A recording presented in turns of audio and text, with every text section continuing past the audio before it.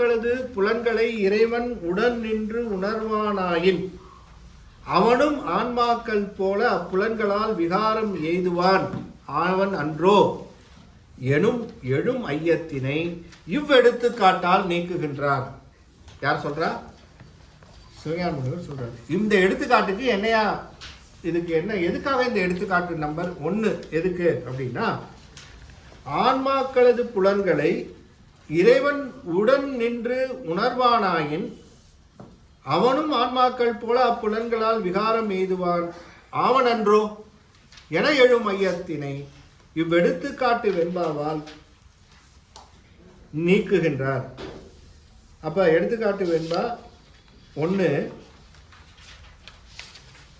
ஐந்தையும் ஒக்க உணராது அவற்று உணர்வது ஐந்தும் போல் நின்று உணரும் ஆதலால் ஐந்தினையும் ஒன்று ஒன்றா பார்த்து உணர்வது உள்ளமே எவ்வுலகும் ஒன்று ஒன்றா பார்க்கும் உணர்ந்து. இங்கே உள்ளம் என்பது இங்கே ஆன்மாவை குறிக்கும். 5 என்பது சுவை ஒளி ஊறு ஓசை ஆகிய இந்த 5 புலன்கள் வழியாக வருகின்ற அந்த அனுபவத்தை குறிக்கும். இது ஒவ்வொன்றாக அறிந்து பலதரப்படுவது ஆன்மா. இது ஆன்மா அறிகின்ற பொழுது ஒன்றொன்றாக தான் அறிய முடியும். ஒவ்வொரு புலனையும் தனித்தனியாக தான் அறிய முடியும். ஆனால் இறைவனுடைய அந்த நிலை எப்படி என்பதாக சொன்னால், அவன் ஒருங்கே எல்லா ஆன்மாக்களும் ஒருங்கே அறிவதை அறியும். அதுதான் வேறுபாடு. அப்போ அவன் விகாரப்பட மாட்டான் என்பதற்கு என்ன காரணம் என்பதாக சொன்னால், நாம் விகாரப்படுவதற்கு காரணம் நாம் சுவையை அறிஞ்சா இதுக்கு ஒர்க் அவுட் ஆகாது. ஒன்று தான் இன்னொன்று டமாரு. அப்போ 5ஐயும் ஒன்றா இது அறியணும் அப்படின்னு சொன்னால் ஒன்றொன்றிலையும் அந்த ஆன்மா சென்று பகுதி பகுதியாக உணர்வது ஆன்மா. ஆனால் இறைவனுடைய அந்த அனுபவம் என்பதாக சொல்லுவது, அவனுக்கு நமக்கு விடயத்தை உணர்த்துவது என்பதாக சொல்லுவது, அவன் எல்லா பொருள்களிலேயும் ஒன்றாக இருந்து அந்த பகுதியாகிய அந்த 5 புலன்களை எல்லா ஆன்மாக்களுக்கும் ஒரே நேரத்தில் உணர்த்துகின்றான். இப்போ எனக்கு உணர்த்திட்டு இருக்கும்போது அங்கே மூர்த்தியை எனக்கு உணர்த்த முடியாது, கொஞ்சம் டிலே ஆகுது, கொஞ்சம் வெயிட் பண்ணுங்க அப்படின்னு சொல்லிட்டு போயிட்டு இருப்பாரு.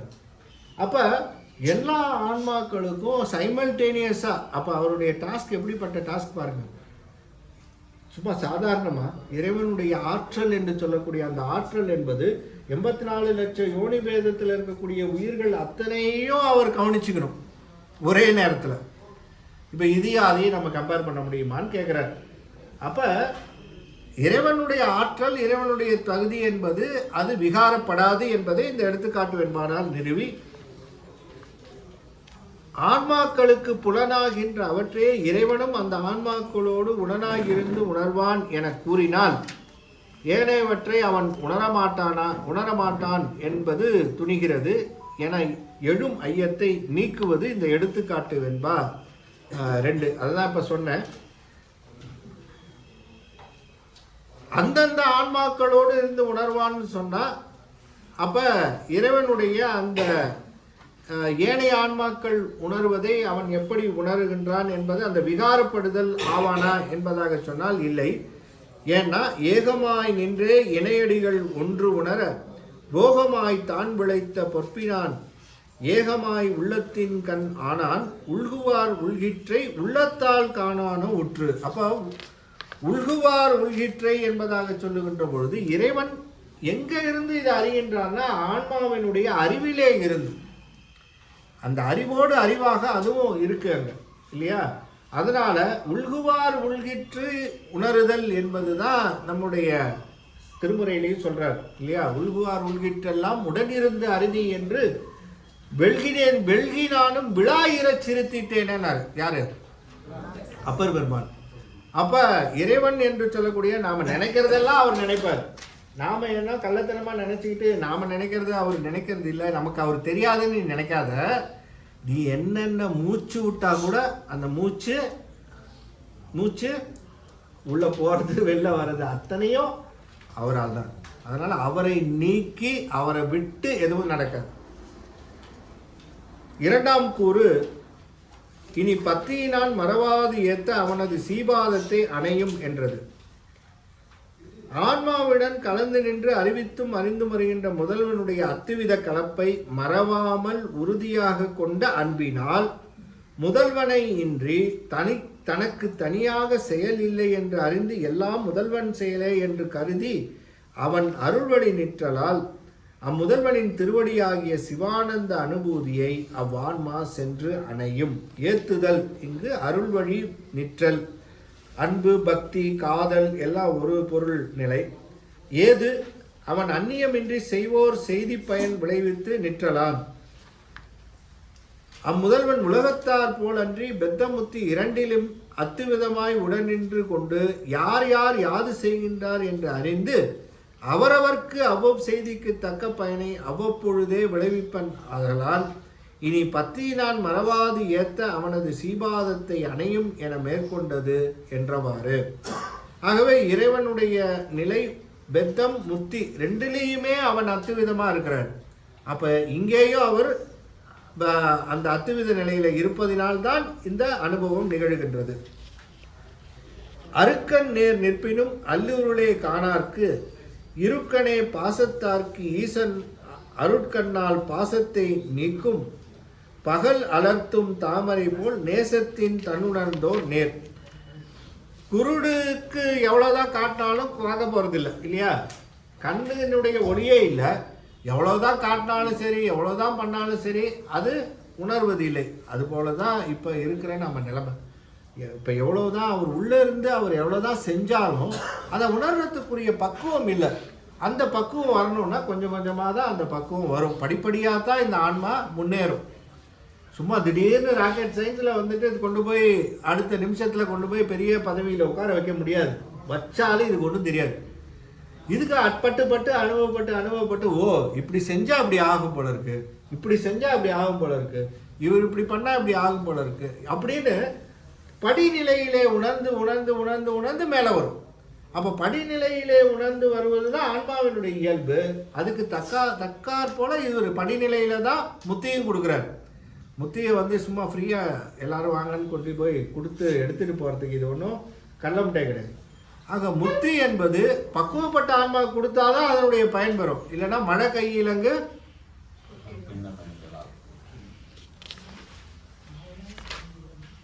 மண்ணும் இருளை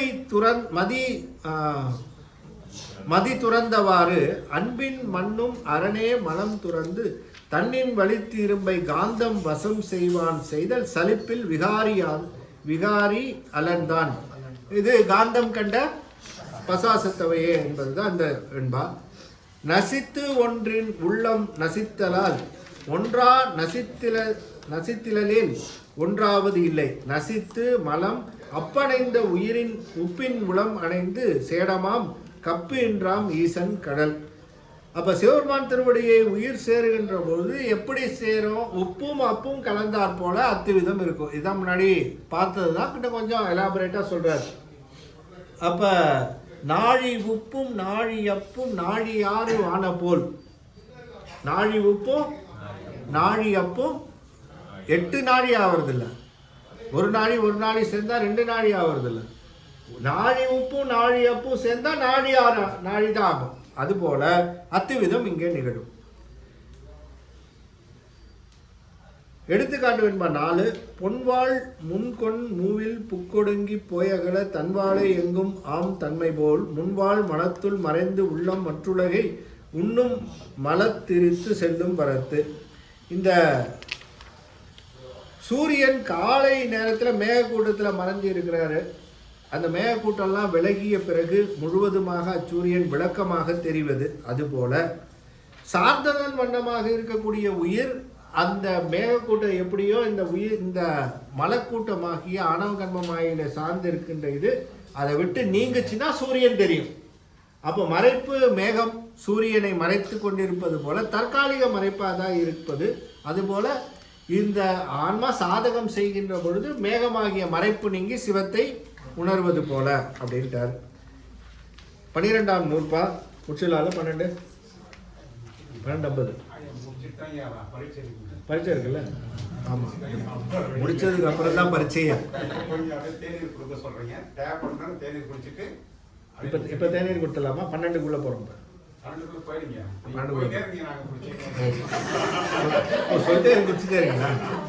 அயரா அன்பு பாருங்க. கொஞ்சம் கொடுங்க. இப்போ 12வது சூத்திரம் என்ன சொல்றாரு? செம்மலர் நோன்றாள் சேரலொட்டா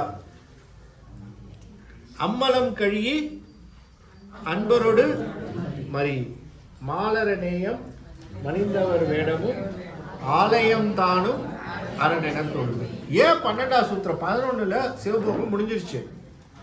12வது சூத்திரம் எதற்கு? Question to you. யாருக்கோன்னு நினைக்கிறேன். நான் பாட்டுக்கு இவர் அவங்கள பார்த்து அவன் பின்னாடி போகுது போல இருக்குன்ட்டு கடைசி பெஞ்சில் உட்காந்து இருக்கிற இவர் சண்முக சுந்தரத்துக்கு போகுது. அது இங்கே யாருமே எடுத்துக்க மாட்டேங்கிறாங்க சாமி. 12வது சூத்திரம் எதுக்கு? 12வது சூத்திரத்தினுடைய இம்பார்ட்டன்ஸ் எதுக்கு அப்படின்னா சொல்லுங்க. உங்க அப்படியே தொண்டைகிட்ட வந்துச்சு உங்களுக்கு. கரெக்டாக சொல்லுங்க. நீங்க தான் சொல்ல போறீங்க. 11 முடிஞ்சிருச்சுல சிவபோகம். சிவன் முக்தருக்கு நிலையை சொல்லிட்டார். சீவன் முக்தர் நிலையை சொன்னதுக்கப்புறம் 12வது சூத்திரத்தில் சீவன் முக்தரினுடைய தன்மையை சொல்றார். அப்ப சீவன் முக்தர்கள் என்பவர்கள் யார்? பரமுக்தர் என்பவர் யார்? 2 ஸ்டேஜ். ஒன்று சீவன் முக்தர், இன்னொன்று பரமுக்தர். சீவன் முக்தர்கள் பரமுக்தர்கள் சிவபோகம் பெற்ற உடனேயே போய் சேர்ந்தாச்சு. ஆனால் சீவன் முக்தர் என்பவர்கள் உடம்போடு கூடி இருந்து முத்தி பெற்று இந்த உடம்பு நீங்கிய பிறகு முத்தி பெறுவார். இதுதான் இந்த டியூரேஷன் கேப். எதுலன்னா உடம்பு என்பது தான் இங்க டியூரேஷன். அப்ப சீவன் முக்தர்களாக இருக்கக்கூடிய இவர்கள் இங்கே இருக்கின்ற பொழுது எங்க இந்த மண்ணு உலகத்தில் எல்லாம் முடிஞ்சிருச்சு. எது? மலம் நீங்கியது, மல வாசனை நீங்கிடுச்சு. அப்புறம் சிவபோகம் ஆகிய அந்த சிவபோகத்தை தூய்த்து கொண்டு இருக்கின்ற நிலையும் வந்தாச்சு. அப்படி இருக்கிறவங்க இறைவனிடத்திலே அறிவு, இச்சை, செயல் இந்த 3 என்ன ஆகும்? இறைவனிடத்தில் மட்டும்தான் இருக்கும். இறைவனிடத்திலே அந்த அறிவு, ஏகனாகி நிற்றல், இறைபணி நிற்றல், இச்சை, செயல் எல்லாமே எங்கே இருக்குன்னா ஒன்றுமே தெரியாது அவங்களுக்கு. எக்கேடு கட்டு போனால் என்ன இந்த உலகம், எனக்கு அதை பற்றி டோட்டலி ஐ எம் டிட்டாச்சு. எனக்கு வந்துட்டு எப்படி இருக்குன்னா மொத்தமாக எனக்கு எல்லாம் சிவ மேலே தான் இருக்கும். எனக்கு அறிவு சிவ மேலே தான், இச்சை இருக்கும் சிவ மேலே தான், எனக்கு செயல் இருக்கும். எல்லாமே அந்த பக்கம் நடந்துட்டு இருக்கிற நிலையில் இருக்கும்போது ஒரே ஒரு டிராபேக் என்ன அப்படின்னா இந்த உடம்பு. என்ன டிராபேக்னா இந்த உடம்பு. இந்த உடம்புங்கிறதுக்கு என்ன, ஏன் இந்த டிராபேக்னா இது வந்துட்டு இந்த உடம்பை வேணுன்னே வச்சிருக்கார் பெருமான். வேணுன்னே தான் வச்சிருக்காரு. அப்போ இந்த ரிட்டார்டேஷன் இது குறைக்கிறாரு. எங்க போகிறது உண்மையிலேயே அது ஆக்சலரேட் ஆகி போய் சேர வேண்டியது பெருமானுடைய அந்த திருவடி. அந்த ஆக்சலரேஷனை ஆப்போசிட்ல ரிட்டார்டேஷன் பண்றாரு. 2 இருக்கு. ஒன்று ஆக்சலரேஷன், இன்னொன்று எந்த அளவுக்கு ஸ்பீடு இன்க்ரீஸ் ஆகி போகுதோ அது ஆக்சலரேஷன். 30 km/h, 40, 50, 60 ரன்வேல நீங்கள் போகும்போது ஸ்பீடு பிக்கப் ஆகும். எப்போ அது ஃப்ளைட்டு போயிட்டு இருக்கும்போது ரன்வேல பிக்கப் ஆகும். 0லேருந்து ஸ்டார்ட் பண்ணுவோம். 0லேருந்து ஸ்டார்ட் பண்ணோன்னா 50, 60, 100, 150, 200, 250, 350 km/h ஸ்பீடில் போகும்போது அப்படி தூக்குவோம். அப்போ 0 to 350 கிராஜுவலாக இன்க்ரீஸ் ஆகிறது தான் அந்த ஆக்சலரேஷன். 350லேருந்து 250, 250லேருந்து 100, 100லேருந்து 50, 50லேருந்து 0 இது ரிட்டார்டேஷன். முன்னாடி போனது ஆக்சலரேஷன், பின்னாடி வருது. இப்போ உண்மையிலேயே சீபாதத்தை அணைந்த நிலையில் இருக்கக்கூடியவங்க 350 km/h ஸ்பீடில் டேக் ஆஃப் ஆகி எங்கே போகணும்? அயரா அன்பின் அரண்கடல் செலுமே அப்படின்னு ஃப்ளைட்டு டெஸ்டினேஷன் பெருமானுடைய திருவடி இழுக்கிறார் பின்னாடி. இது போவனான் போகுது, இழுக்குது, கொஞ்சம் இரு அப்படின்னு ரன்வேலையே நிறுத்தி வைக்கிறார். இந்த ரன்வேல வந்து டாக்ஸிங்கில் இருக்கிற ஸ்டேஜ் தான் 12வது சூத்திரம். எப்போ வேணா கிளியரன்ஸ் ஏடிஎஃப்லேருந்து கிடைக்கலாம். எங்க ஏடிசி, ஏர் டிராஃபிக் கண்ட்ரோல்.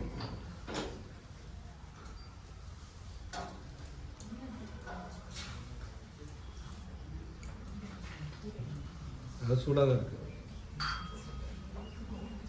அருமையான டீ. இப்படி டிலே பண்ணால் டீ குடிப்பீங்களா? இல்லை, இந்த டீ இப்போ நல்லா சூப்பராக இருக்கு. அப்படியா? யார் போட்டாங்களோ அவங்களுக்கு ஹயரா அன்புட மறக்காமல் இருக்கும்.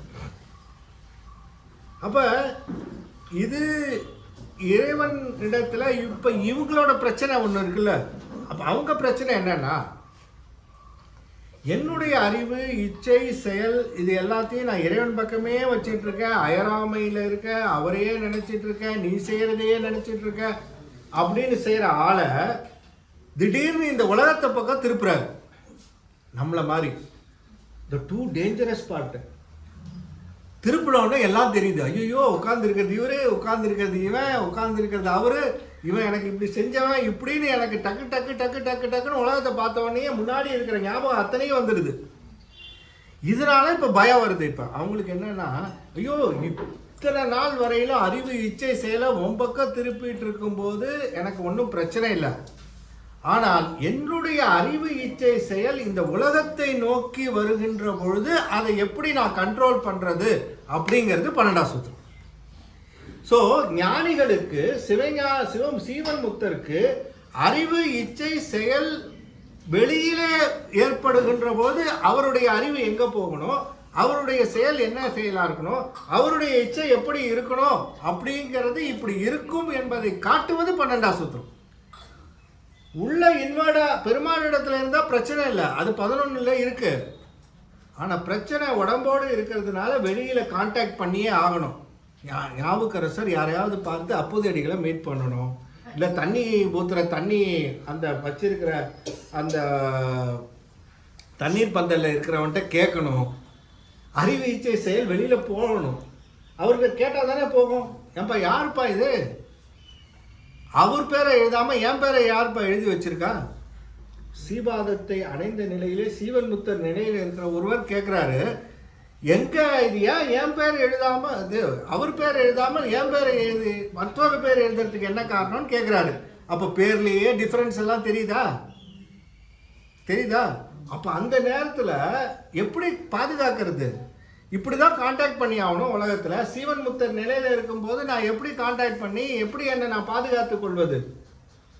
அதுதான் 12ஆம் சூத்திரத்தில் இப்படி பாதுகாக்கணும். உன்னுடைய அறிவை இப்படி பாதுகாத்தார்கள், அவருடைய இச்சையை இப்படி பாதுகாத்தார்கள், அவருடைய செயல் இவ்வாறு பாதுகாக்கப்பட்டது.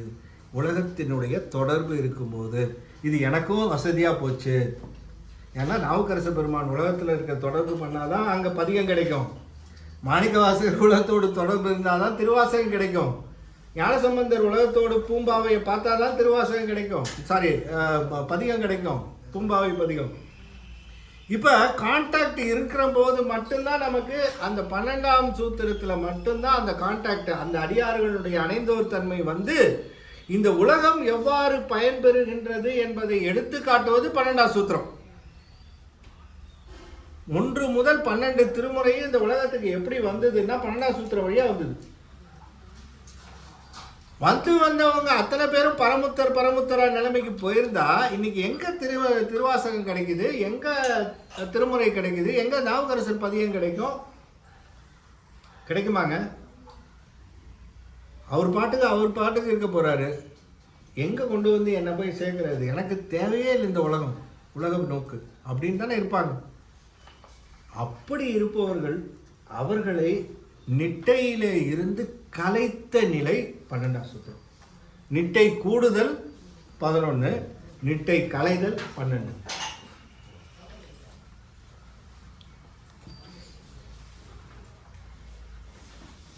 பன்னெண்டாம் சூத்திரம் நீங்கள் நிறையா எல்லாரும் படிச்சிருப்பீங்க. அதனால் அதனுடைய க்ரக்ஸ் மட்டும் என்ன, அதோட குறிப்பு மட்டும் சொல்கிறேன்.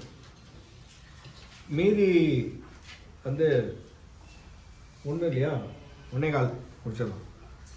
ஜாஸ்தி சோதிக்கக்கூடாது.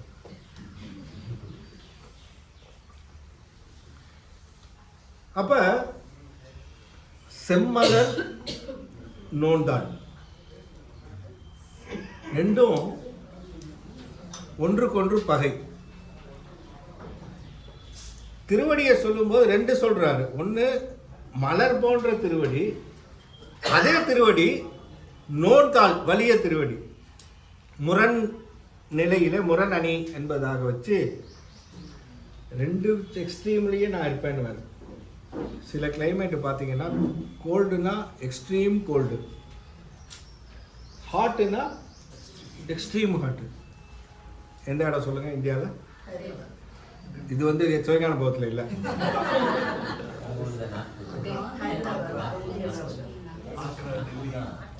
இவர் என்ன ஏன் ஒரு நாக்பூர்னு மாற்றி விட்றாரு. நீங்கள் சொல்கிறது எனக்கு கேட்குது, பதிவுலாம் ஆகிட்டு இருக்காரு. ராஜஸ்தான் யார் சொன்னது? சரவணையா? அவருக்கு இந்த ராஜஸ்தானு டெல்லி பார்த்தீங்கன்னா குளிர்னா அந்த குளிர் இந்த குளிர் இல்லைங்க. 2 ஸ்வெட்டர் 3 ஸ்வெட்டர்லாம் போட்டுட்டு டிசம்பரில் வராங்க. அதே ஆளுங்க ஒரு பனியன் கூட இல்லாமல் மூஞ்சிக்கிட்ட சுற்றிக்கிட்டு பொல்யூஷன் அது இதுன்னு சுற்றிக்கிட்டு அவ்வளோ எக்ஸ்ட்ரீம் ஹீட்டு. அது எக்ஸ்ட்ரீம் கோல்டு செம்மலர், எக்ஸ்ட்ரீம் ஹாட்டு நோன்தாள். ரெண்டுத்தையும் பெருமான் பேலன்ஸ் பண்றாரு. அது யார் எப்படி சாஃப்டா வந்தியா சாஃப்டா டீல் பண்ற, அடிச்சு பிடிச்சிட்டு வரையா வா பார்க்கலாம் அப்படின்னு 2 நிலைகளையும் அந்த நோன்தாள் என்பது திருமுருகாற்றுப்படையினுடைய சொல். நோன்தாள் உருடர் தாங்கிய மதனுடை நோன்தாள் என்பதுதான் நக்கீர தேவநாயனார் திருமுருகாற்றுப்படையில் எடுத்து கொடுத்த சொல். அது எங்க வந்து யூஸ் ஆகுது பாருங்க மெய்கண்டாரு. அந்த நோன்தாள் என்பது வினைத்தொகை. நோன்தாள் என்பது வினைத்தொகை. பெத்தத்திலையும் காக்கிறார், முத்தியிலையும் காக்கிறார். நோன்றத்தாள், நோர்க்கின்ற தாள், நோர்க்கும் தாள். என்னை நோன்ற தாள், இப்பொழுதும் என்னை நோர்க்கின்ற தாள், இனியும் என்னை நோர்க்கும். ஏன்னா இனிமையும் என்னை பாதுகாக்கிறது அவர் திருவடி தான். அது வினைத்தொகை. மதன் என்பது அறியாமை. உருணர் என்பது அவரை வந்து அடைந்த சீவன் முக்தர்களாக இருக்கக்கூடிய அன்பர்கள். செருணர் என்பவர் பகைவர். உருணர் தாங்குதல், செருணர் என்ன ஆகும்? தேய்த்தல். உருணரை தாங்குதலும் செருணரை தேய்த்தலும் பெருமானுடைய 2 செயல். ஒன்று உருணரை தாங்குதல் செம்மலர், செருணரை தேய்த்தல் நோன்தாள். உருணர் தாங்கிய மதனுடைய நோன்தாள், செருணர் தேய்த்த செல்லுருள் தடக்கை. 2மே இருக்கும் அங்கேயும். உருணர் தாங்கிய திருமுருகாற்றுப்படை நான் சொல்றது இப்ப. உருணர் தாங்கிய மதனுடைய நோன்தாள், செருணர் தேய்த்த செல்லுருள் தடக்கை. அப்ப தாள் தாங்குவதற்கு யார? உருணரை. செருணர் யாரு? பகைவர். அவர்களை என்ன பண்றாராம்? கையினால அப்படியே போட்டு மொஸ்கிட்டோ மாதிரி தப்புன்னு அடிச்சு தூக்கி போட்டுறாரு அத்தனை அசுரனையும். செருணர் தேய்த்த செல்லுரல் தடக்கை ஒன்று. 2வது கையில தான் வேல் இருக்கு, தடக்கை வேல். அதனால கை என்பதாக சொன்னாலே அது வேலை குறித்து, வேலை வைத்து கொண்டு செருணரை தேய்த்தார். அதனால செருணர் தேய்த்த செல்லுரல் தடக்கை. அது எப்பவுமே வேல் இல்லாத கை கிடையாது முருகப்பெருமான். அதனால அந்த உருணர் தாங்கியதும் செருணரை தேய்த்ததும். உலக வழக்கிலே நாம் என்ன பண்ணுவோம்? காலால் உதப்போம், கையால் அணைப்போம். ஒருத்தரை உதைக்கணும்னா எட்டி உதற அவனை காலில் தான் உதப்போம். ஆனால் அணைப்பது எதனால? கையினால் அணைப்போம். ஆனால் பெருமான் கால்னால நம்மளை தாங்குறாரு, கையினால உருணரை செருணரை தேய்க்கிறாரு. அப்படியே ஆப்போசிட்ல செய்யறது. அப்படி செம்மலர் நோன்தாள். இது 2 ஆச்சா? இந்த 3-4 பாயிண்ட். அடுத்தது சேரல் ஒட்டா அம்மலம் கழி அன்பரோடு மறி. இப்ப அம்மலம் கழி அன்பரோடு மறி. இப்ப அந்த மலம் கழுவுதல் அப்படின்னு சொன்னா அம்மலம் கழி இப்போ இங்கே வர மலம் என்னங்க? 3 இடத்துல சொல்லியிருக்கோம். இப்போ எங்க 8ல் போச்சு மலம், திருப்பி எங்கே வந்தது? 10ல் வந்ததா? இப்போ 12ல் வருது. 12ல் வர மலம் என்ன? பிராரத் இல்லை இல்லை, மலம். அம்மலம் கழி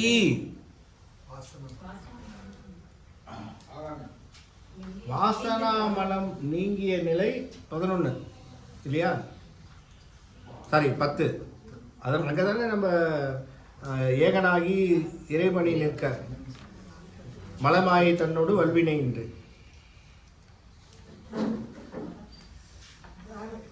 அம்மலம் கழினா என்னது? அன்மலம் கழி அன்பரோடு மறி. அம்மலம் கழி கழுவுதல்னு சொல்லிட்டாலே அப்ப எதை வச்சு கழுவுறது? மலத்தை கழுவணும்னாரு. கழுவுவது எதனால கழுவணும்? நீர், அறிவு, ஞானம். ஞான நீரினால கழுவணும்னு சொல்றாரு. அப்ப ஞான நீரினால கழுவணும்னா அம்மலம் கழி அப்படின்னு சொல்றாரு. அந்த மலம் என்ன?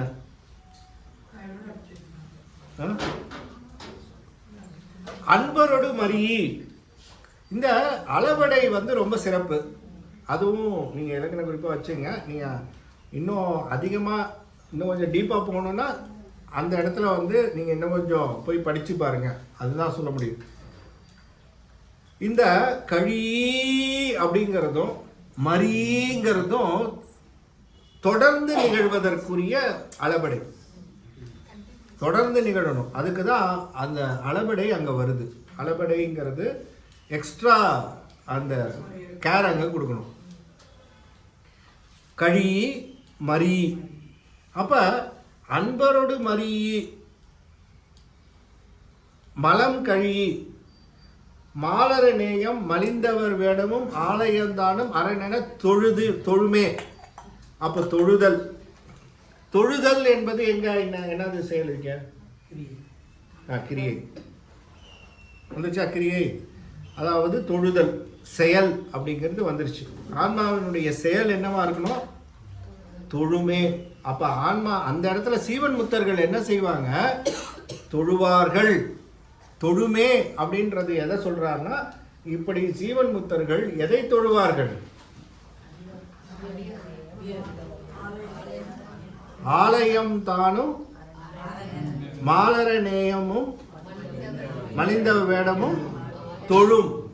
அப்ப தொழும் என்பதினாலே அறிவு இச்சை செயலிலே அவருடைய செயல் உலகத்தை நோக்கியவுடன் மாலரநேயம் மலிந்தவராகிய அவர் வேடத்தையும் ஆலயத்தையும் தொழுவதே அவருடைய செயலாக அமையும். ஆச்சா? அப்ப ஒரு செயலை கட்டுப்படுத்தியாச்சு, கண்ட்ரோல் பண்ணியாச்சு. எங்க கண்ட்ரோல் பண்ணியாச்சு? இந்த பக்கம் திரும்பும் போது எந்த பக்கம்? உலகத்தை நோக்கிய பொழுது சீவன் முத்தர்களுக்கு செயல் எவ்வாறு நிகழும்? 3 தானே நமக்கு, அறிவு இச்சை செயல். இந்த 3 தானே கண்ட்ரோல் பண்ணோம். இந்த 3 இறைவன் இடத்துல வச்சிருந்தோம். நிட்டை களையும் போது இந்த 3 உலகத்து பக்கம் திரும்பும் போது, இப்ப திரும்பும் போது இந்த செயல் எங்க போகும்? டுவர்ட்ஸ் எதை நோக்கி போகும் அப்படின்றது எதை நோக்கி போகும்? மாலரநேயம் மலிந்தவருடைய வேடமும் ஆலயம் ஆகிய அந்த ஆலயத்தையும் அவர்கள் தொழுது கொண்டு. அதனாலதான் ஒவ்வொரு திருக்கோயிலாக வழிபாடு என்பது திருஞான சம்பந்தர், திருநாவுக்கரசர், சுந்தரர் ஏன் செஞ்சாங்கன்னா, மாலரநேயம் மலிந்தவர் வேடத்தையும் ஆலயம் தானும் அரண் என்பதாகவும் அவர்களுக்கு வேற செயல் கிடையாது. அவருடைய செயலெல்லாம் இதுதான். ஏன்னா சீவன் முத்தர் நிலைக்கு வந்தாச்சு. நம்மளை மாதிரி போய் என்ன கார் வாங்கிறதுக்கு போய் நிற்கணுமா? இல்லை ரேஷன் கடையில் இது கொடுக்குறான்னு சொல்லிட்டு போய் இது பைய தூக்கிட்டு நிற்கணுமா? இல்லை கேஸ் கிடைக்கலன்னு சொல்லிட்டு நம்பர் இல்லாமல் தெருவில் நிற்கிறது தான். இதெல்லாம் நமக்கு தான் பிரச்சனையே தவிர, சீவன் முத்தர்களுக்கு என்னங்க? அவர்களுக்கு எல்லாவற்றையும் திறந்தவர்களுக்கு அவர்களுடைய செயல் எதில் போகும்? எதுலையாவது போக வைக்கணும். ஏன்னா ஆன்மாவினுடைய செயல் எங்கேயாவது கொண்டு போய் செலுத்தி ஆகணும். இல்லைன்னா செயல் எப்படி போகும்? ஏன்னா இது உலகத்தில் இருக்கிறோம், இருந்தா வேண்டியது. அப்போ சீவன் முத்தர் நிலையில இந்த உலகத்துல இருக்கிறது எவ்வளோ கஷ்டம் பாருங்க. நமக்கு கஷ்டமே இல்லாதவங்க நம்ம தான். நமக்கு அறிவு எங்க போனா என்ன, இச்சை எங்க போனா என்ன, ஒன்று லண்டன் பக்கம் போகுது, ஒன்று இந்த பக்கம் அமெரிக்கா பக்கம் போகுது, இந்த பக்கம் செயல் எங்கேயோ போகுது, ஒன்று ஒரு டைரக்ஷனில் போகுது, கவலையே படாமல் இருக்கும். ஆனால் எவ்வளவு காஷியஸாக சீவன் முத்தர்கள் என்னுடைய செயல்னு சொன்னால் இந்த பக்கம் என்னை திருப்பி விட்டா நான் செயல் என்ன பண்ணுறது அப்படின்னு கேட்டால், உனக்கு தான் இருக்காங்கல்ல அடியார்கள், வணங்கு. புண்ணிய தொண்டருக்கு தொண்டராம் புண்ணியமே வணங்கு. ஒரு நெறிய அந்த ஒருபடு சிந்தையினார் உடன் உறைவின் பயன் பெற்றார், அவர்களை வணங்கு. அவங்க உள்ளே இரு. அடியார் நடுவுள் இருக்கும் அருளை புரியாய். அடியார் திருக்கூட்டம் காட்டி அதிசயம் கண்டாமே. இப்படி அடியார்களோடு இருத்தி இருத்தி இருத்தி இருத்தி அந்த செயல் அவர்களை வழிபாடு செய்வது. அப்போ அறிவு, இச்சை, இது ரெண்டு பாக்கி இருக்கா? அதுதான் நீங்கள் சொல்லணும். செயலை நான் சொல்லிட்டேன். இப்போ அறிவும் இச்சையும் எங்கே போகணும் டுவர்ட்ஸ்ன்னு சொல்கிறாரு. இதில் நீங்கள் கொஞ்சமாவது ஒர்க் பண்ணுங்க. எல்லாத்தையும் என்கிட்டயே கொடுத்துட்டா அப்படிங்க. செம்மலர் நோன்தாள் சேரலொட்டா, ஏன்னா நீங்கள் மறக்கவே மாட்டீங்க. இந்த சூத்திரம் இப்படி நீங்கள் படிச்சிட்டிங்கன்னா அதுக்கப்புறம் எப்படி நீங்கள் படித்தாலும் மறக்காது இந்த சூத்திரம். ஏன்னா இதில் இருக்கக்கூடிய ஒரு சூட்சமான சில இடங்கள் தான் இருக்குது அதில். அதுதான் அதனால தான் இதை வச்சுருக்காரு. 12ஆம் சூத்திரம் எதுக்குன்னா, சீவன் முத்தர்களாகிய அவர்களுடைய நிட்டை கலைந்த பிறகு இந்த மண்ணுலகத்திலே அவர்களுடைய அறிவு இச்சை செயல் எவ்வாறு செயல்படும். அப்போ ஞானசம்பந்தர் எப்படி செயல்பட்டார்னு தெரியும், திருநாவுக்கரசர் எப்படி செயல்பட்டார் இங்கே இருக்கும்போது தெரியும், சுந்தரர் எப்படி இருந்தாலும் தெரியும். யாராவது கேள்வி கேட்டால் பதில் சொல்லலாம் இல்லையா? அதுக்கு தான் 12ஆம் சூத்திரம். அப்போ அவர்களுடைய அறிவு இச்சை செயல் இந்த உலகத்தில் எப்படி இருக்குன்னா டோட்டலாக டிஃப்ரெண்ட்டாக இருக்கும். நம்ம நினச்சிட்டு இருக்கோம் நம்மளை மாதிரி தான் பார்க்குறாங்க, நம்மளை மாதிரி தான் செய்கிறாங்க, நம்மளை மாதிரி தான் அவங்க சாப்பிட்றாங்கன்னு. இல்லை, என்டையர்லி அவங்களுடைய செயல் வேறாக இருக்கும். தெளிவு என்ற நிலையிலே, அந்த தெளிவு என்ற நிலையிலே, யோக நிலையிலே கூடி நிற்கின்ற நிலை எப்பவும் குறையாது, இன்னும் குறையாது. அப்படி இப்படின்னு சில நேரத்தில் பார்த்தீங்கன்னு சொன்னால் அவர்களுக்கே பெருமானை நான் உன்னை மறந்துட்டேனே இங்கே பார்க்கறதுக்கு அப்படின்னு நினச்சி ஒரு சின்ன ஒரு இம்மி கேப் வந்துட்டா கூட அதை எவ்வளோ பெருசாக்கிறேன். மழபாடிக்கு வர மறந்தனையோன்னு கேட்ட உடனே ஐயோ இது ஏன் தப்பு அப்படின்னு தான் அவர் எடுத்துக்கிறார். நீ கூப்பிட்டா தானே நான் வரணும், நீ கூப்பிடல நான் வரல, இதில் வேற உனக்கு என்ன மறந்தனையோ அப்படின்னா, அயராமை என்று சொல்லுகின்ற பொழுது ரெண்டு பேருமே ரெஸ்பான்சிபிலிட்டி. ஒருத்தர் மட்டும் இல்லைங்க அயராமைக்கு. அயராமைன்னு சொன்னால் நீ மறக்கக்கூடாது நானும் மறக்கக்கூடாதுப்பா. என்ன அது புதுசாக இருக்குது, காம்ப்ளிகேட் பண்ணுற. மழபாடிக்கு வர மறந்தாயோன்னு சொன்னால் நீ மறந்த, அதனால் நான் மறந்துருக்கேன். அப்படி தானே நான் உன் கூட ஒன்றாக இருந்திருக்கிறேன், அத்துவிதமாக இருக்கிறேன். அப்போ நீ காட்டினா தான் காண முடியும், நீ நினைத்தாதான் நான் நினைக்க முடியும். நினையுமா நினையே, இப்படி தானே சொல்கிறோம் அப்படின்னு அவர் பாடல. மழபாடிக்கு வர மறந்தானே அடிச்சு பிடிச்சிட்டு போறாரு.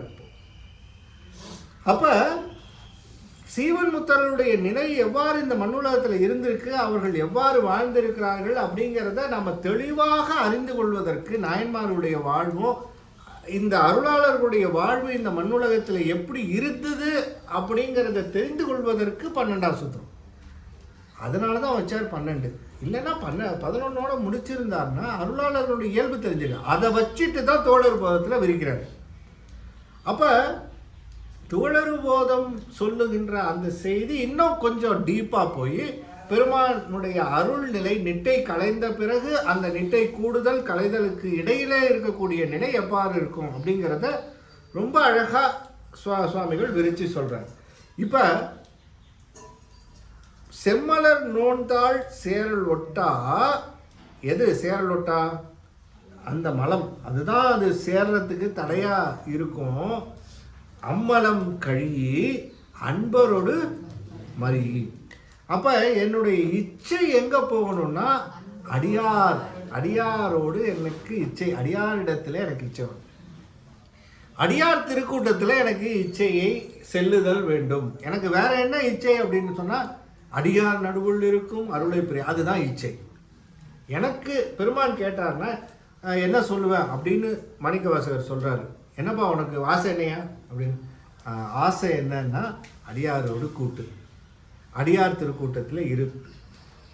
அப்போ இன்னொரு ஒரு முக்கியமான பாயிண்ட் என்னன்னா, அடியார் திருக்கூட்டத்தில் நிறுத்துன்னு சொன்னால் அந்த கூட்டம் என்ன தன்மையத்துன்னு பார்க்கணும். That another risk. என்ன கொண்டு போய் சேர்றது வேற ஏதாவது ஒரு கூட்டம், நினைக்காத ஒரு கூட்டத்தில் கொண்டு போய் என்ன சேர்த்தேன்னா அதுவும் அடியார் கூட்டம்னு நினச்சி சேர்ந்துட்டேன்டா சாமி. அதில் சேர்ந்ததுக்கு அப்புறம் தான் தெரிஞ்சுது இப்படி ஒரு கூட்டம் இதை நினைக்காம வேற எதையோ நினைச்சிட்டு இருக்கு, இதில் போய் என்ன சேர்த்துட்டானே அப்படின்ற மாதிரி நினைச்சிடக்கூடாதுன்றதுக்காக அம்மலம் கழி அன்பரோடு மறி.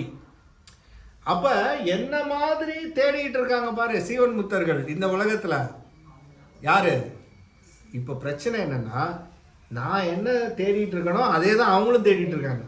அதே சீவன் முத்தர்கள் இதே நிலையில இருப்பவர்கள் அடியார் கூட்டம் கிடைக்காதா கிடைக்காதான்னு அவன் தேடிட்டு இருக்கிறாரு. இந்த சீவன் முத்தர் ஐயோ எனக்கு அடியார் கூட்டம், இப்படி இருக்கிற ரெண்டு கூட்டம் தான் இணையதே தவிர வேற கூட்டம் இதுல இணையல. பாயிண்டாங்க, அதுதான். புரியுதா உங்களுக்கு? சீவன் முத்தர்களோடு இணைவார்களே தவிர சீவன் முத்தர்கள் போய் ஆர்டினரி பர்சனோட போய் அடியார்னு சொல்லி அவங்கள கூடுறது இல்லை. கூடனா போச்சு, டேஞ்சர். அந்த அடியார் கூட்டத்தை தான் கேட்குறாங்க அரணாக. அம்மலம் கழி அன்பர், அந்த அன்பரோடு மறி. அப்படி இருந்தால் மட்டும்தான் என்ன ஆகும்னா, என்னுடைய அறிவு, இச்சை, செயல் என்று சொல்லக்கூடிய இந்த மூன்றையும் அவர்கள் எனக்கு பாதுகாப்பார்கள். அப்போ இவரால் அவர் பயனடைகிறாரு, அவரால் இவர் பயனடைகிறாரு. இதை தான் பெரிய புராணத்தில் சொல்கிறாரு, ஒருத்தர்னால பயனடைவது தான், இதுதான் இந்த திருக்கூட்டத்தினுடைய இணைப்பினுடைய பயன் என்று சேக்கிழார் பெருமான் சொல்கிறார். எங்க முருகநாயனார் மடத்தில் எத்தனை பேர்? திருஞான சம்பந்தர், திருநாவுக்கரசர், திருநீல நக்கர், திருநீலகண்ட யாழ்ப்பாணர், அப்புறம் சிறு தொண்டர், இத்தனை பேர் சேர்ந்ததனுடைய பயன் எல்லாமே சீவன் முத்தர்கள். இதில் யார் சீவன் முத்தர்கள் சொல்லுங்க? சீவன் முத்தர்களை விட உயர்ந்த நிலையா இருக்கும் அது. சிறு தொண்டர்லாம் என்ன சொல்லவா வேணும்? சிறு தொண்டருடைய நிலை திருநீலகண்ட யாழ்ப்பாணர் அப்படிப்பட்டவர். யாழ்மூரி பதிகம் சும்மா பின்னி எடுப்பார் பெருமான, உடஞ்சிது யாழ். சொல்ல திருஞான சம்பந்தம் சொல்ல வேணும். இப்போ இந்த கூட்டம் இணைஞ்சதுன்னா தான் அந்த கூட்டத்துக்கு திருக்கூட்டம், இந்த கூட்டம் இணைந்ததுன்னா அந்த கூட்டத்திற்கு புனிதர் பேரவை, இந்த கூட்டம் இணைந்தது தான் தேவாசிரிய மண்டபம். இதுதான் தொண்டருக்கு தொண்டராம் புண்ணியம், அடியாருக்கு அடியார் ஆதர். இதுதான் 12ஆம் சூத்திரம் சொல்லுது. மாலரநேயம் மலிந்தவர் வேடம். இதில் இன்னொன்று சொன்னார், மாலரநேயம் மலிந்தவர் வேடம்னு படிச்சுட்டா முடிஞ்சது கதை. மால் அற நேயம் மலிந்த அவர் வேடமும் ஆலயம் தானும் தொழும். நீ தொழ வேண்டியது யாருன்னு சொன்னா வேடத்தை தானே தவிர, வேடத்துக்கு உள்ள இருக்கிற ஆள் எப்படிப்பட்டவர், சிவப்பா கருப்பா, 10 வயசா 20 வயசா, இவர் இன்னைக்கு வந்தவரா நேற்று வந்தவரா, இப்படி பாத்துறாத. இந்த டிஃபரன்சியேஷன் கிடையாது அவங்களுக்குள்ள. நினைத்த பரிசே செய்ய மெய்ப்பொருள் நாயனார்ல மெய்த்தவ வேடமே மெய்ப்பொருள், மெய்த்தவ வேடமே மெய்ப்பொருள் என்று தொழுது வென்றார்னர். அவர் என்ன செஞ்சாரு? மெய்த்தவ வேடம், முத்தநாதன் அவருடைய வேடம். அந்த வேடம் எப்படிப்பட்ட வேடம்? பொய்த்தவ வேடம் அது. ஆனா அது சிவவேடமாக இருந்த காரணத்தினால அவர் உள்ள இருக்கிற முத்தநாதனை பார்க்கல. அவர் பார்த்தது ருத்ராட்சம், அவர் பார்த்தது திருநீரு, அவர் அணிந்திருந்த அந்த சடாமுடி, இதை பார்த்தார், அவ்வளவுதான். இது எங்கள் சிவபெருமானுக்கு உரியது. ஆகவே இந்த சிவபெருமானுக்குரிய இந்த சின்னங்களை தாங்கி இருக்கின்ற அந்த வேடத்தை வணங்க வேண்டுமே தவிர வேடத்துக்கு உள்ள இருக்கிறவருடைய தகுதியை வைத்து வணங்க வேண்டியது. அது அவர் பார்த்துக்குவார். அவரோட குவாலிட்டி என்ன, அவர் எவ்வளோ நம்மள மென்ஷர் பண்ண முடியும்? வேடத்தை தாங்கி இருக்கிறவர் எவ்வளவு தூரம் பக்குவப்பட்டவர் சார்? இவர் சரியையில் நிற்கிறாரா, கிரியையில் நிற்கிறாரா, இல்லை சரியையில் சரியையா, சரியையில் கிரியையா, கிரியையில் கிரியையா, கிரியையில் யோகமா, யாருக்கு தெரியும்? இறைவனுடைய பக்குவம் எவ்வளவு என்பது யாருக்கும் தெரியாது. ஆகவே இறைவனுடைய அந்த நிலை, அந்த இறைவன், அந்த ஆன்மாவினுடைய நிலை இறைவன் மட்டுமே அறிந்த அந்த நிலை. ஆகவே மலிந்த அவர் வேடமும் ஆலயம் தானும் அரணென தொழுமே என்று தாவர சங்கமம் என்று சொல்லக்கூடிய குருலிங்க சங்கம வழிபாடு என்கின்ற வழியிலே அடியார்களுடைய வழிபாடு என்பது சங்கம வழிபாடு. அந்த சங்கமத்திலே இருந்து வழிபாடு செய்து அதிலே இருந்து கொண்டு இந்த ஊழ் என்று சொல்லக்கூடிய பிராரத்த வினை என்பது எவ்வளவு தூரம் முண்டிட்டு வரணுங்கிறது பெருமான் ஆல்ரெடி மேட்ச் ஃபிக்ஸிங். சுந்தரனுக்கு எவ்வளவு தூரம் அந்த வரணுங்கிறது, இது சும்மா 16 ஆண்டு இருந்தாருன்னு சொன்னால் 16 ஆண்டுக்கு என்ன தேவையோ அவ்வளவு அந்த உடல்ல அந்த வினையை, பிராரத்த வினையை செலுத்தி அமிச்சது பெருமான். இப்போ 16 வயசு ஆயிடுச்சா, நான் வெறுத்தேன், மனை வாழ்க்கை விட்டொழித்தேன் அப்படின்னு சொன்ன உடனேயே சுந்தரன் நினச்சிட்டு இருந்தார் நான் உடனே பெருமான் கூட்டிகிட்டு போனாருன்றது இல்லை. ஏற்கனவே இந்த இடத்துல இந்த நிலையில இவ்வளவு நாள் இருந்ததுக்கு அப்புறம் இந்த வினை, பிராரத்த வினை நீங்கினதுக்கு அப்புறம் வந்துடணும் அப்படிங்கிறது ஆல்ரெடி ஃபிக்ஸ்டு. எல்லாருக்குமே அதை ஃபிக்ஸ் பண்ணி அந்த சீவன் முத்தருக்கு அதை வச்சிருக்கிறார். அதனால தான் அந்த வினை என்று சொல்லக்கூடிய அந்த வினையானது, பிராரத்த வினை என்று சொல்லக்கூடிய அந்த வினையானது பெருமான் எப்படி வச்சிருக்காருன்னா, இந்த சீவன் முத்தர்களுக்கு இந்த வினை எப்படி இருக்கும்னா, அந்த வினை எல்லாமே நல்வினையாத்தான் இருக்கும். எப்படி இருக்கும்னா அதில் தீவினையே இருக்காது, எந்த தீவினையும் அதில் கலந்திருக்காது. அவர்களுடைய வாழ்வில் பார்த்தீங்கன்னு சொன்னால் எல்லாமே அது தீவினையாக இருந்து அது வந்தால் கூட அது நல்வினையாக மாறிடும். நீனாலும் நன்னெஞ்சே நினைகண்டாய் ஆரறிவார் சானாலும் வாழ்நாள் சாய்க்காட்டியம் பெருமார்க்கே பூனாலும் தலை சுமப்ப புகழ்நாமம் செவிகேட்ப நாளும் நவின்று ஏத்த பெறலாமே நல்வினையே என்பது உரைத்தது சீவன் முத்தருக்கு. ஆக அவர்களுக்கு பருகின்ற வினை பார்த்தீங்கன்னா எல்லாமே நல்வினையாக நல்ல நிலையிலே தான் நல்லதாக நடக்கும். இன்கேஸ் கெட்டதாக நடந்தது என்ன சார் ஆகுது அப்படின்னு நீங்கள் நினைப்பீங்க. சுண்ணாம்பு களவாய் மாசில் வீணை போல சுடும், மதம் பிடித்த யானை வலம் வணங்கி போகும், நஞ்சு ஆகிய தீவினை நன்மையாக சிறக்கும்,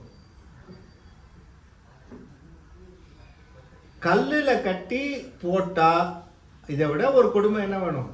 இந்த தீவினையை விட இதை செஞ்சா கல்லு மிதந்து கரையேற்றும்.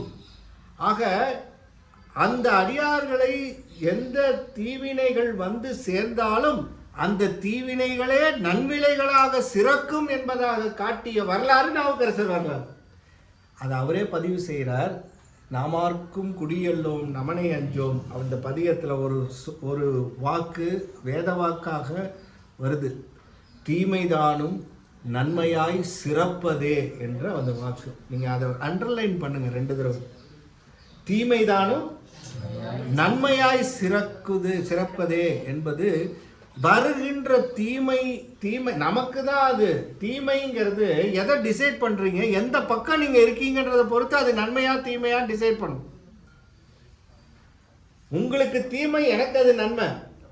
எனக்கு நன்மை, உங்களுக்கு தீமையா இருக்கும். இருக்கா இல்லையா? அப்போ எதை டிசைட் பண்றது? அறம் என்பது அப்படிதான், அறமே டிசைட் ஆகுது. எனக்கு அறம் என்பது அவருக்கு அது அறம் அல்லாததா இருக்கு. அப்ப நன்மை தீமை என்ற இரண்டும் பெருமானால கண்ட்ரோல் பண்ண வேண்டியது. அதனால அவர் எல்லாம் நன்மை என்று சொல்லக்கூடிய நிலையிலே சீவன் முத்தர்கள் இந்த மண்ணுலகத்திலே இருக்கின்ற பொழுது அவர்களுக்கு எல்லாம் நன்மையாய் சிறக்கும். ஏன்னா அவர்களோடு இருப்பவர்கள் அத்தனை பேருக்கும் அந்த நன்மை சிறக்கும். திருச்செங்கோடுல குளிர்சுரம் வந்தது இல்லையா? வந்த பொழுது ஞானசம்பந்தர் இருந்ததினாலே அங்கே இருந்த அத்தனை பேருக்கும் அந்த சுரம் போச்சு இல்லையா? அதனால அவர்களுடைய அந்த இருப்பினால், அவர்களுடைய அந்த சந்நிதி விசேஷத்தினாலே அவர்கள் இருக்கின்ற இடங்களிலேயே எல்லா தீமைகளும் நீங்கும். அவர்களை எண்ணினாலே தீமை நீங்கும். ஞானசம்பந்தரை எண்ணினால் தீமை நமக்கு எத்தனையோ பிறவிகளில் இருக்கக்கூடிய வினை நீக்கம் பெறும். அதுதான் ஞானசம்பந்தருடைய ஸ்பெஷாலிட்டி. ஞானசம்பந்த பெருமானுடைய திருவடியை என்ன என்ன என்ன நம்முடைய அந்த தீய அந்த வினைகள் நீங்கி பெருமான் அந்த அடியார்களோடு கூட்டுவார். அப்படி கூட்டுகின்ற அந்த நிலையை செம்மலர் நோன்தாள் சேரலொட்டா அம்மலம் கழியி அன்பரோடு மறியி மாலர நேயம் மலிந்த அவர் வேடமும் ஆலயம் தானும் அரணென தொழுமே என்பதாகிய அந்த விதி வாக்கியமாக தொழுமே என்பதாக வைத்தார் என்று நம்முடைய சிவஞான முனிவர் சொல்றார். தொழுமேன்னு சொல்லி கட்டளை வாக்கியமாக வைக்கக்கூடாது. ஏன்னா சீவன் முத்தர்கள், சீவன் முத்தருக்கு நான் யார் கட்டளை போடுறதுக்கு? அதனால தொழுமே, அவர்கள் தொழுவார்கள் என்று அதை விதி வாக்கியமாக வைத்து நிறைவு செய்தார் என்பதாக அமைத்து இந்த சிவஞான போதம் 12 சூத்திரங்களிலே ஒரு வாரியாக நாம் அதை முதலிலே இருந்து கடைசி வரையில் எப்படி பெருமான் நம்ம கொண்டு வந்தார் என்ற அந்த செய்தியையும் நம்ம மீண்டும் மீண்டும் அதை சிந்தித்து படிக்கணும். சிவஞான முனிவர் அருளி செய்த பாடியத்தை படிக்க படிக்க இன்னும் நமக்கு மேன்மேலும் செய்திகள் அதில் அமையும் என்பதாக சொல்லி இந்த அற்புதமான இந்த 7ஆம் தொகுப்பு நமக்கு அமைந்தது. எல்லாம் இறைவனுடைய செயல். நம்ம அதனால தான் இதில் யாருடைய செயலும் நம்ம முன்னிறுத்த முடியாது. ஏன்னா சிவஞான